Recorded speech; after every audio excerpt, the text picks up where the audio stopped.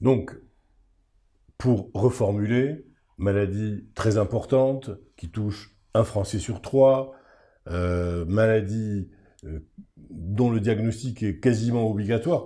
On peut dire aujourd'hui que quand il n'y a pas de signe, la découverte peut se faire d'une manière fortuite lors d'un examen médical traditionnel ou lors des consultations de médecine du travail, qui sont d'excellents moyens de dépistage de l'hypertension artérielle.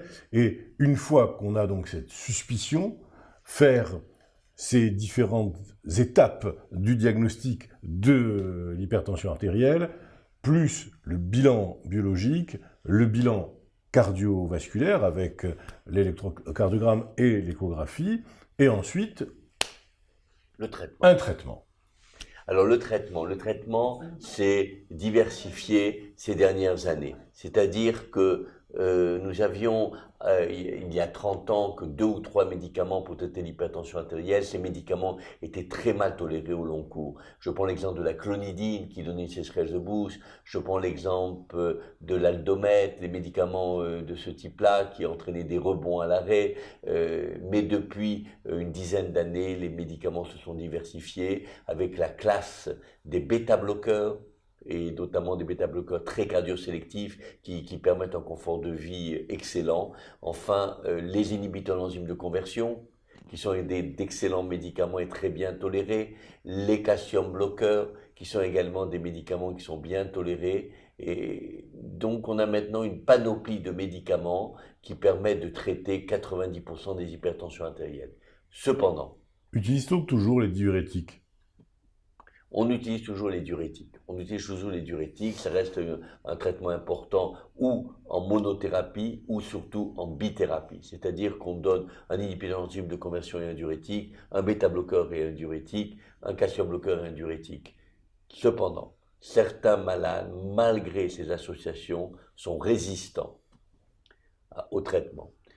Alors, il faut s'assurer de la vraie résistance, c'est-à-dire que pour ces patients, il faut poser un hypertensionnel pour être sûr qu'ils sont vraiment hypertendus malgré le traitement et s'assurer qu'ils ont bien pris leur traitement.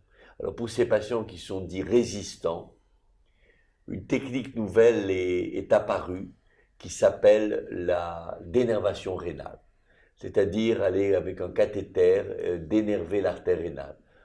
Cette technique qui a eu un très grand engouement au départ est maintenant très très contestée. Très contestée. Mais bon, elle est en voie de développement. Les années qui vont venir vont nous dire si c'est une technique valable ou non valable.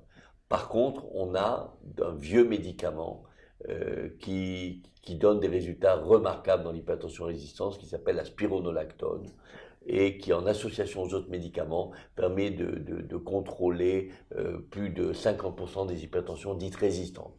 Donc, comme vous le voyez, nous avons des possibilités de traiter effectivement l'hypertension artérielle. Donc, il y a donc ces classes pharmacologiques qui sont donc les bêta-bloqueurs, les inhibiteurs de l'enzyme de conversion, les diurétiques, les calcium bloqueurs et éventuellement la spironolactone que l'on rajoutera dans les hypertensions artérielles résistantes. Exactement.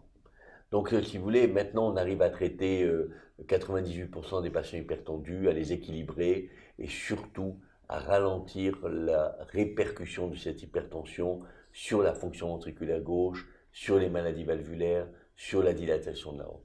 Donc c'est vraiment un problème de santé publique. Il faut sensibiliser tous les médecins, surtout par le côté éducatif, parce que le patient va prendre son traitement pendant 1 semaine, 2 semaines et va se lasser. Donc le médecin va être là pour lui expliquer l'importance du traitement, l'importance de la continuité de ce traitement, car c'est la porte d'entrée de toutes les maladies cardiovasculaires.